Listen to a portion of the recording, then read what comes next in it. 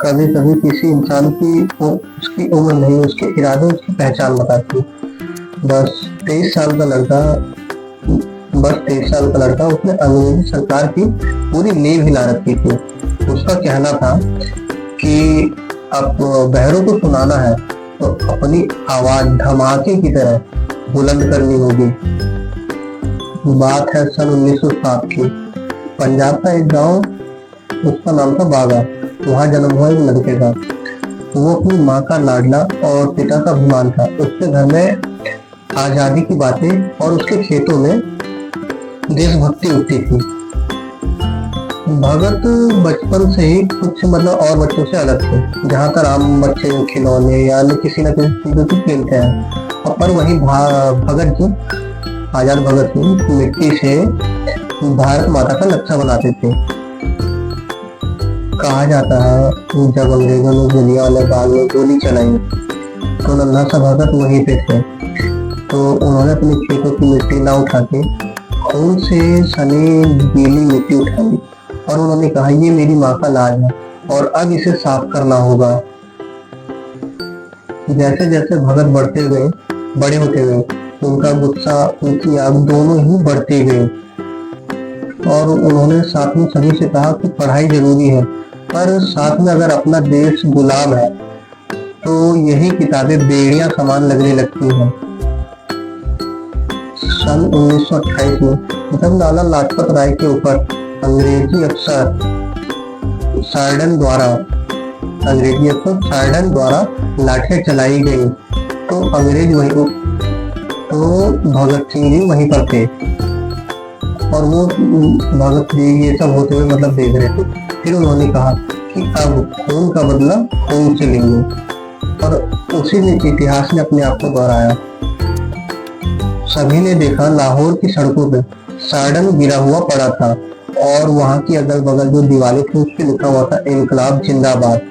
लेकिन भगत सिंह जी का इरादा हत्या नहीं बल्कि जागृति था, ताकि सभी जागे और सभी उनका साथ दें।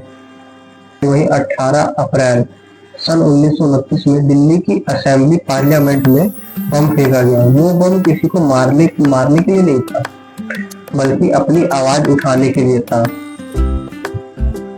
बम के धमाके से पूरी असेंबली में एकदम सन्नाटा छा गया, और भगत सिंह जी कहीं गए नहीं। उन्होंने कहा कि बहरों को सुनाने के लिए धमाके की जरूरत पड़ी। अंग्रेजों ने भगत सिंह जी को गिरफ्तार कर लिया और जेल में उनके साथ काफी अत्याचार किए। एकदम 3rd डिग्री, जैसे हम कहते हैं ना आज के टाइम में 3rd डिग्री टॉर्चर करना, वो उनके साथ होता रहा।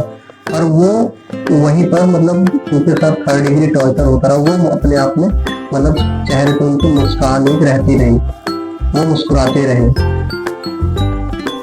और इसी के बाद उन्हें भगत सिंह जी को फांसी की सजा सुना दी गई। तो उन्होंने कहा, मुझे मौत से डर नहीं लगता, डर तो इस वजह से लगता है जो आवाज मैंने उठाई है, मेरी ये सजा दे के बाकी लोग डर न जाए, ये आवाज यही रुक न जाए और कहीं डरने से जीना छोड़ दें। फांसी की एक रात पहले आजाद सिंह जी कहने लगे, चलो अब मुलाकात असली आजादी से होगी। 23 रात सन 1931 को उन्हें रात के 7:30 बजे फांसी दी जानी थी। आजाद सिंह जी, राजगुरु सुखदेव जी पर तीनों लोग, आजाद भगत सिंह जी, सुखदेव और राजगुरु, पर तीनों के चेहरे पे कोई डर नहीं था, बल्कि चेहरे पे उनके शान थी। जेलर ने भगत सिंह जी से पूछा, तुम्हारी कोई आखिरी ख्वाहिश है? तो भगत सिंह जी ने बड़े हंसते हुए कहा कि हाँ, मुझे अपने देश का आखिरी बार मुझे झंडा देखना है। और इसके बाद जब उनके गले में फांसी, तीनों लोग के गले में फांसी का फंदा डाला गया, तो तीनों ने एक साथ एक नारा लगाया, इनकलाब जिंदाबाद, और उन्हें फांसी दे दी गई। फंदा झूल गया, पर आज भी इस मिट्टी में एक आवाज दबी रह गई। फंदा झूल गया, पर आज भी एक आवाज इस मिट्टी में गूंजती है। आज भी जब किसी जवान के दिल में देशभक्ति की आग जलती है तो वहां पर आजाद भगत सिंह जी जरूर होते हैं।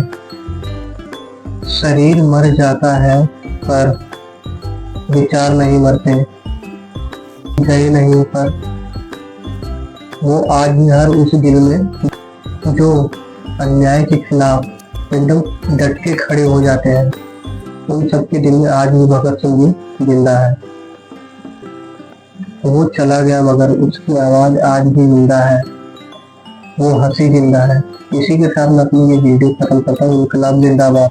दोस्तों, मैं अपनी अगली वीडियो में और भी जो अपने देश के देशभक्त जिन्होंने देश के लिए आज़ादी के लिए कुछ ना कुछ किया है